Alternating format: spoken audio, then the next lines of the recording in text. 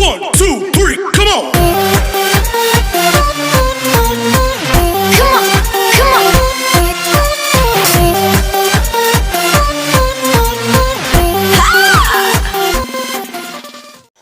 Before starting the video, I'd like to say thanks to SIUES for sending me the free product to test.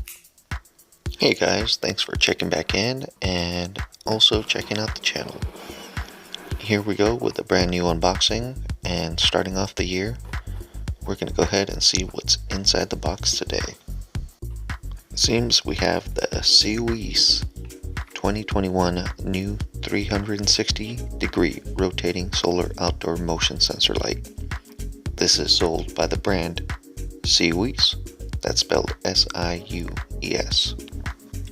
Now, we're going to take some measurements. The box itself measures 9 1/4 inches long and has a width of approximately 5 inches. Now, let's take a look at what's in the box that was in the box. As soon as you open the box, you'll be greeted by 2 individually wrapped lights that also come accompanied by the instructions for the lights along with the mounting hardware. Now on the bottom right hand corner, I have zoomed in on the hardware, and if you look up to the top right, you'll see the user manual scrolling through so you guys can take a closer look. As always, feel free to pause and rewind to see any parts you may have missed or need to focus on. The manual does come in other languages, so that comes in handy should you need it. Now here we have the lights themselves. We're going to go ahead and take this protective material off, and let's get to the main focus of this video, the lights themselves. Now it does have an articulating arm, so that way you can actually have the light focused towards where you want. So the light does rotate out and does rotate sideways as well. So it has 2 pivot joints. One of the joints is located at the bottom of the light, which then extends out to an additional joint, which leads out to the main arm. Now on the back of the arm, there are 2 holes for you to be able to use the mounting hardware and to insert the screws through. This is the primary way to mount this light, but it is not the only method that you can use to mount this light. Now the arms themselves are controlled via a Phillips screw head screw, but you can also remove the arm completely, and there are screw slip-on slots where you merely slip on the light directly to the screws that you're mounting it to.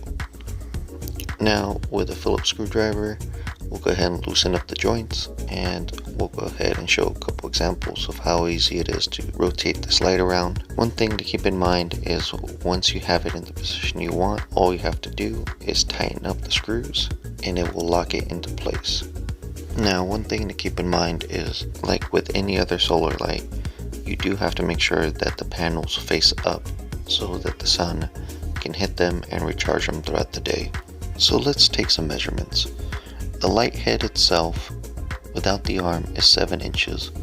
With the arm attached, it is a little bit over 9 1/8 of an inch. On its width, it's going to be 4 inches for the light head, or a little under 5 inches with the arm attached. Now, at its fully extended length, this light will measure up to 16.5 inches in length. So from here, we're going to go ahead and do a little bit of testing and show you what this light has to offer. So what we're going to do is we're going to start off in a pitch black room. We're then going to activate mode number 1, which is the light is dim but then turns bright when it senses motion. Now once I waved my hand in front of the light, it does turn on to full brightness and does cast a lot of light. Now we have mode 2, which goes into no light, then bright when it senses motion. While in this mode, the light will stay on only while it senses motion, and after several seconds of no activity will turn off automatically until it senses motion again. Now the final setting is going to be mode 3, which is medium brightness with constant on. This light will stay at this level throughout the night until it runs out of battery or is turned off manually. Here we're doing a test on mode 1. As we approach the light, it does turn to full brightness. I was approximately 20 feet away, and it does produce a good amount of light throughout the room. Now, while in mode 1, the light will stay on while it senses motion, but will then default back to low light. Now moving on to mode 2, the light defaults to no light on until it senses motion, at which time it will go to full brightness. It will then turn off once it notices that there's no motion back in its sensor area. And finally we have mode 3, which is constant on at medium brightness. This does allow a good amount of spill from the light where it is not overwhelming or blinding, but does provide enough adequate lighting for you to see anything that is nearby.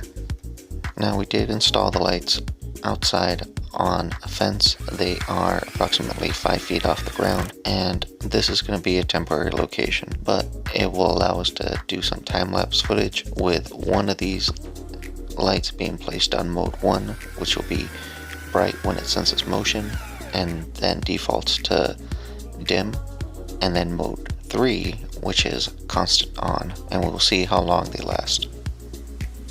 I did make sure to use the included hardware so that way I could test the screws in case they stripped or became unusable. During the application process I had no problems, and the heads did not show any wear, so they should be able to go through most woods without a problem. Now after installation I did make sure to adjust them by using the 2 pivot joints and then loosening, putting them at the angle and height that I wanted, and then retightening them and then setting the modes. Going straight into this time lapse, we have on the left hand side mode 1 where it activates full brightness when it senses motion. This light will last all night long under the setting. Under mode 3 with constant on, it has approximately 6 hours of run time. This is due to the higher brightness set by the light. Alright guys, now time for some slow motion fun.